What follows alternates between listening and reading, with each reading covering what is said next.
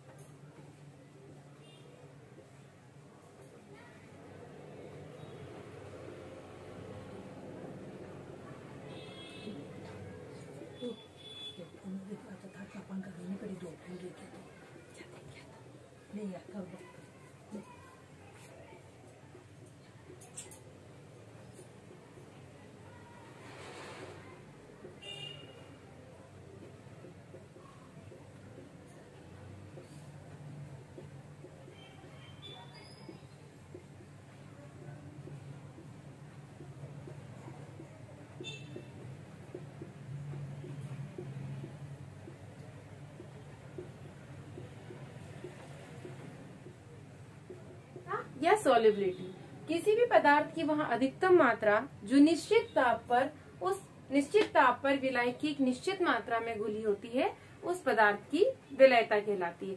मान लीजिए हम विलायक ले रहे हैं यहाँ पर 100 ग्राम एक निश्चित ताप पर, मान लीजिए कमरे के ताप पर। तो 100 ग्राम विलायक में कमरे के ताप पर विलेय पदार्थ की जितनी अधिकतम मात्रा को घोला जा सकता है, उस पदार्थ की विलेयता कहलाती है।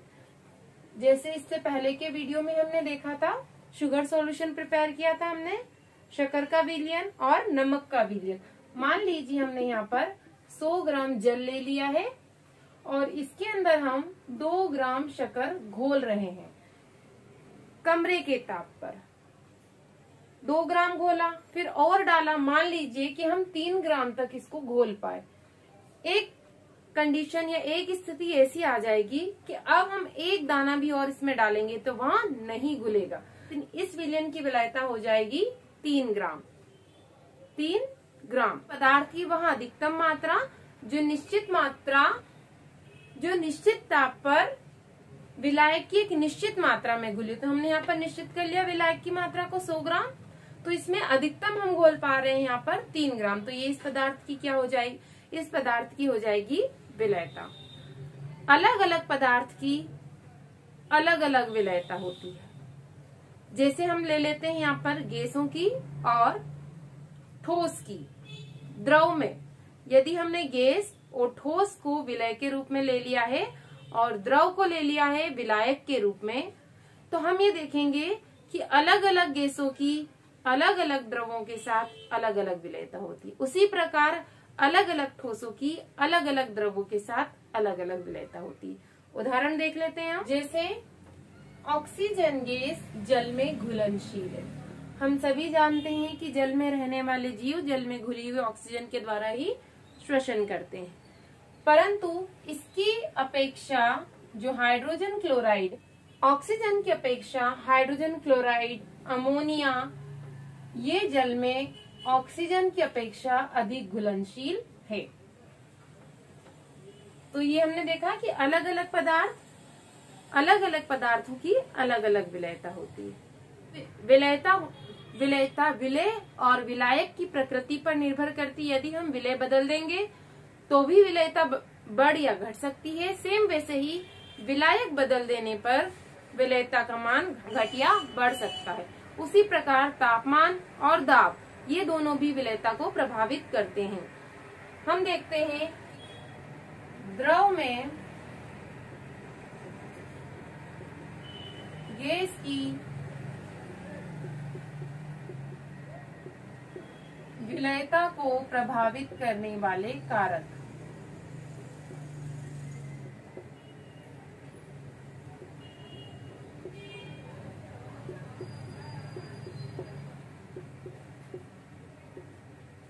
तो पहला कारक हो जाएगा यहाँ पर गैस की प्रकृति, गैस और द्रव की प्रकृति।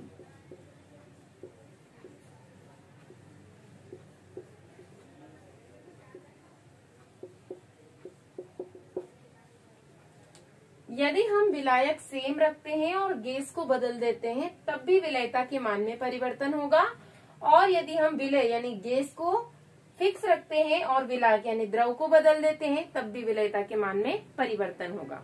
आइए देखते हैं हम इसको उदाहरण के द्वारा। तो गैसें शीघ्र द्रवित हो जाती हैं, जो गैसें शीघ्र द्रवित हो जाती हैं और विलायक के साथ शीघ्र क्रिया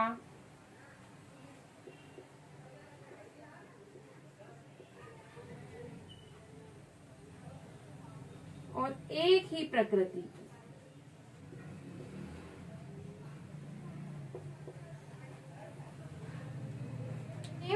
हमने ले लिया है कि यदि हम गैस को द्रव में घोल रहे हैं तो यदि गैस शीघ्र द्रवित हो जाती है या विलायक के साथ शीघ्र क्रिया कर लेती है या विलायक की ही प्रकृति की होती है तो वहां उसकी विलयता अधिक होती है, तो उस गैस की विलयता अधिक होती है। उदाहरण के लिए देख लेते हैं हम कि CO2 को यदि जल में घोला जाए और यदि O2 को जल में घोला जाए, CO2 और जल दोनों ही ध्रुवित प्रकृति के हैं तो ये हो जाएगा एक ही प्रकृति के, इसलिए CO2 की विलयता ऑक्सीजन की जल में विलयता की अपेक्षा अधिक है, क्योंकि CO2 शीघ्र द्रवित हो जाती है और विलायक यानी द्रव के साथ शीघ्र क्रिया कर लेती है। यहाँ पर हमने लिया था विलायक एक जैसा और विलय बदल दिया था। अब हम देखते हैं कि यदि जल की जगह हम इथाइल अल्कोहल ले लेते हैं या एथिल अल्कोहल ले लेते हैं तब इन गैसों की क्रिया कैसी। हम CO2 O2 को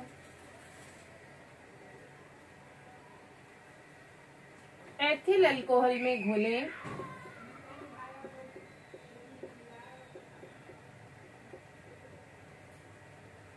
तो इसकी विलयता जल में घोले जाने की अपेक्षा अधिक होगी।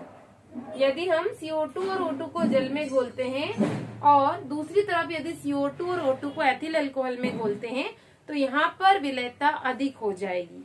उसी प्रकार यदि यहाँ पर हमने NH3 को जल में घोला था, NH3 की विलयता जल के साथ अधिक थी, जबकि यहाँ पर NH3 को यदि एथिल अल्कोहल में घोला जाएगा तो इसकी विलयता कम हो जाएगी।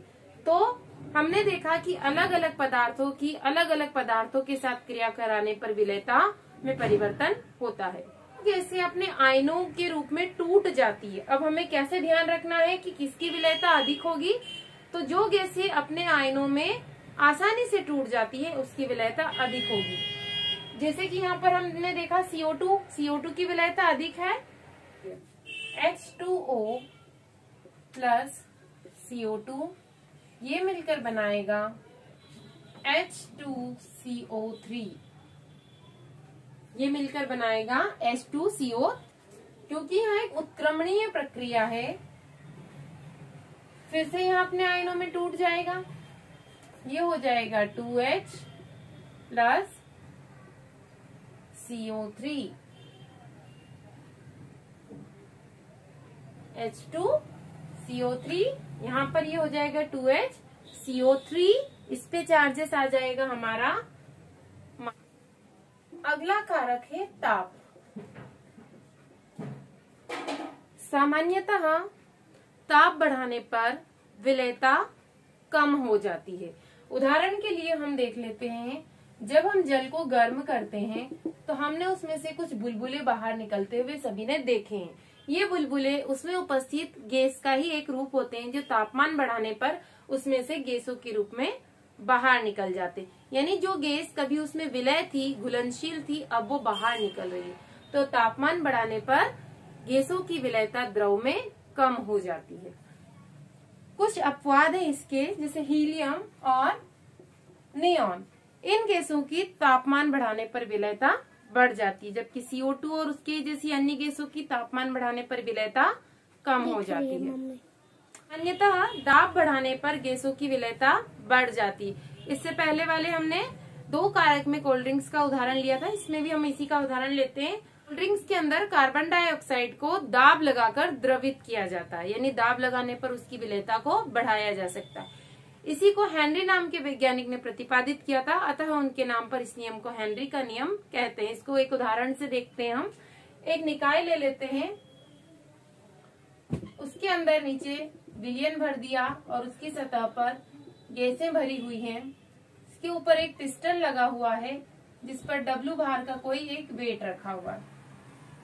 यहाँ पर दाब P है और तापमान T है। कुछ समय पश्चात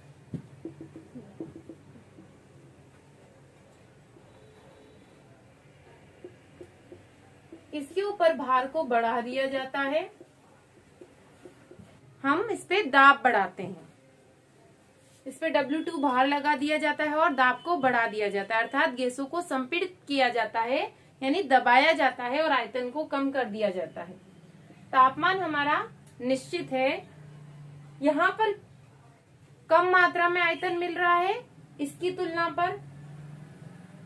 यहाँ पर जो गैसों के अणु थे वो इस विलयन की सतह पर लगातार टकरा रहे थे और उनके बीच में एक रासायनिक साम्य स्थापित हो गया था, अर्थात जितने अणु विलयन के अंदर जा रहे थे उतनी ही स्पीड में विलयन से बाहर आ रहे थे। यहाँ पर क्योंकि आयतन कम हो चुका है तो गैसों के अणुओं के टकराव में वृद्धि हो जाएगी, क्योंकि हमने दाब को बढ़ा दिया है तो टकराव में वृद्धि हो जाएगी और ये जब तक वृद्धि होती रहेगी जब तक कि फिर से पुनः नया साम्य स्थापित नहीं हो जाता, यानी जितने अणु उसके अंदर जा रहे हैं उतनी स्पीड में अणु बाहर आना चाहिए। तो हेनरी के नियम के अनुसार ताप पर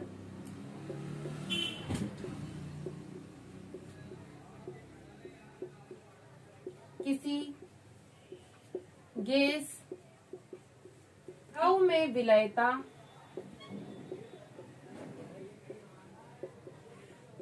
इसके दाब के समानुपाती होती है। गैस के दाब के समानुपाती होती है। हमने 11th क्लास में भी पढ़ा है समानुपाती, तो हम यहाँ पर मान लेते हैं जो गैस की मात्रा है वो m है, समानुपाती ये हो गया हमारा P। समानुपाती का निशान हटाएंगे तो हेनरी नियतांक या हेनरी स्थिरांक आ जाएगा KH और P, तो m बटे P बराबर हो जाएगा हमारा KH। हेनरी जैसे अलग अलग स्थिरांक की कुछ ना कुछ वैल्यू होती है, मान होता है, पर इसका जो मान होता है वह अलग अलग गैसों और अलग अलग द्रवों के लिए अलग अलग होता है, क्योंकि इसका मान निर्भर कर रहा है उस पर लगाए गए दाब और उसमें घुली हुई गैस की मात्रा पर। हम m की जगह मान लें कि किसी गैस के कुछ मोल अंश घुले में कोई गैस है A, उसके जो मोल अंश हैं XA मोल अंश घुले हुए हैं और उस पर आंशिक दाब PA लगाया जाता है, तो हमारा हो जाएगा XA समानुपाती PA, समानुपाती का निशान हटेगा तो आ जाएगा KH PA। अब हम देख लेते हैं हेनरी नियम किस काम में आता है। हमने सभी ने कोल्ड ड्रिंक्स पिया हुआ है, तो CO2 को द्रवित करने के लिए उस पर इतना दाब लगाया जाता है कि वो द्रव में परिवर्तित हो जाए और घुल जाए। तो CO2 को द्रवित करने के लिए हेनरी नियम का उपयोग किया जाता है। उसके अलावा समुद्र में गोताखोर अपने साथ ऑक्सीजन का सिलेंडर ले जाते हैं, तो उसके अंदर ऑक्सीजन और नाइट्रोजन एक निश्चित मात्रा में उपस्थित होती है। तो हमने पढ़ा हेनरी के नियम के अनुसार कि जैसे जैसे गैसों को संपीड़ित किया जाएगा या दाब बढ़ाया जाएगा गैसों की विलयता बढ़ जाएगी। तो जैसे जैसे वो समुद्र में नीचे जाएंगे गैसों की विलयता बढ़ जाएगी, यानी कि सिलेंडर में जो उपस्थित गैस है वो हमारे शरीर में अधिक मात्रा में प्रवेश करने लगेगी। फिर उसी प्रकार जैसे जैसे वो समुद्र की सतह पर ऊपर आएंगे विलयता धीरे धीरे कम होने लगेगी, यानी कि गैसें शरीर में से, हमारी नसों में से बाहर आने लगेंगी। तो यहाँ पर जो गैसें आएंगी वो बुलबुलों के रूप में बाहर आएंगी। तो ये बहुत जोखिम भरा हो सकता है, इससे व्यक्ति की मृत्यु भी हो सकती है। इसे कहा जाता है गैस। क्योंकि हमें मालूम है सिलेंडर में ऑक्सीजन और नाइट्रोजन दोनों गैस भरी होती है, तो यहाँ पर जो N2 गैस है उसके बुलबुले बनने लगते हैं और इसे कहा जाता है बैंड्स। यहाँ जानलेवा भी हो सकता है, इसलिए इससे बचने के लिए गोताखोरों के सिलेंडर में नाइट्रोजन और ऑक्सीजन के साथ हीलियम की कुछ मात्रा भी सिलेंडर में भरी जाती है, जिससे कि दाब बढ़ने या घटने पर विलेयता की मात्रा में अधिक परिवर्तन ना हो। 1% भरी जाती है ऑक्सीजन गैस, 11.7% हीलियम, 56.2% नाइट्रोजन और 32.1% ऑक्सीजन गैस। उसके अलावा जो अधिक ऊंचाई पर रहते हैं या जो पर्वतारोही होते हैं, क्योंकि ऊंचाई पर जाने पर गैस का दाब सतह की अपेक्षा कम होता है या ऑक्सीजन की मात्रा में कमी आती है, इसलिए उन्हें वहां पर सांस लेने में बहुत दिक्कत महसूस होती है और ऐसा माना जाता है कि उनकी सोचने की क्षमता भी प्रभावित होती है। अब हम देख लेते हैं कि हेनरी का नियम कहाँ कहाँ पर लागू नहीं हो, या हेनरी के नियम की क्या क्या सीमाएं। यह नियम तनु विलयनों पर ही लागू होता है। यदि द्रव में गैस की अधिक मात्रा उपस्थित है तो यह नियम लागू नहीं हो। दाब निम्न और ताप उच्च होना चाहिए, यानी कि हम बहुत अधिक दाब नहीं लगा सकते और बहुत कम तापमान भी नहीं रह सकते, यानी गैस को एक आदर्श गैस की तरह व्यवहार करना चाहिए। यदि गैस आदर्श गैस की तरह व्यवहार नहीं करेगी तो हेनरी का नियम लागू नहीं होगा। तीसरी कंडीशन है कि जब भी किसी गैस को द्रव में घोला जाता है तो वहाँ गैस के साथ मिलकर किसी यौगिक का निर्माण नहीं करना चाहिए। यदि कोई भी गैस यौगिक का निर्माण करती है तब वहाँ पर हेनरी का नियम लागू नहीं होता है। जैसे कि अमोनिया, जब अमोनिया को जल में घोला जाता है तो वहाँ यौगिक का निर्माण कर देती है, परंतु यह एक उत्क्रमणीय परिवर्तन है, आगे चलकर यह जल का वियोजन भी कर देती है। आज के लिए इतना ही। यदि आप इस वीडियो को इंग्लिश में देखना चाहते हैं तो डिस्क्रिप्शन बॉक्स में दी गई लिंक पे क्लिक कीजिए। मिलते हैं अगले लेक्चर में। Thank you so much.